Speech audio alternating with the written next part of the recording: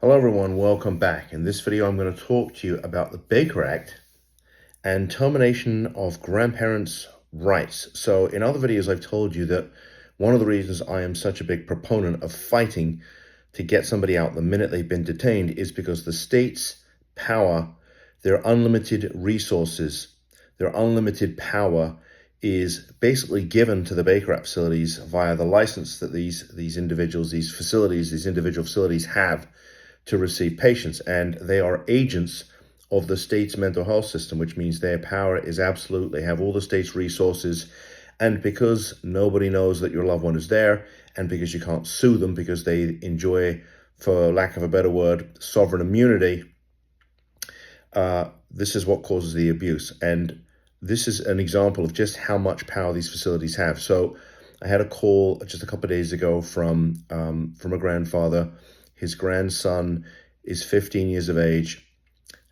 He has been with the family.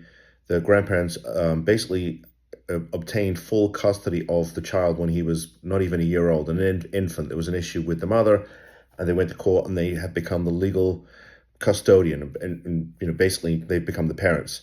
And so the child has lived with them for 15 years. Well, I guess there was an incident at school. He made a silly statement. The police got called, and the child was initially taken to a hospital and was pending transfer to another facility. And the grandfather said to me, "I don't understand. They are not allowing me to take him home. They won't allow me to decide where he goes." And I said, "Listen, this is your grandson has become a ward of the state of Florida. That's what happens when someone gets Baker Acted, and your rights, the rights that were given to you by a judge, have been terminated. You no longer have the authority to make decisions for your grandson. The facility, which is the state's agent, is going to make the decisions for him. They're going to decide where he goes, what medication they give him, all of these things. This is the craziness." And I said, if you want this to change and change it quickly, then we're going to need to go to court, because he's got health insurance and they may just fight to try and keep him. So, this is just another example of how crazy the mental health system in Florida is.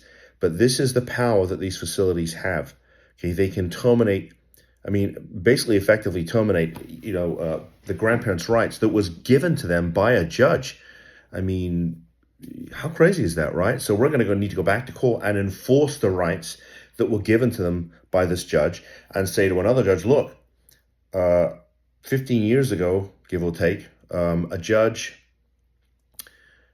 gave the grandparents the right to be the parents, the custodial parents for the child, and now the state's taken the child away. We want the child back, and we want the grandparents to be able to make decisions for the child again. But here's the deal. Unless we go to court and fight this, who knows how long the child could be held? Could it be out, relatively soon, in a couple of days? I guess so.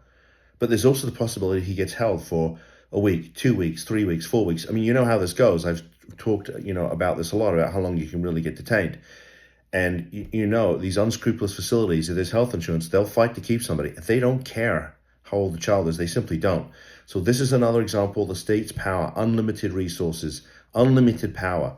And as the old saying goes, what's the saying go? It's been a long day.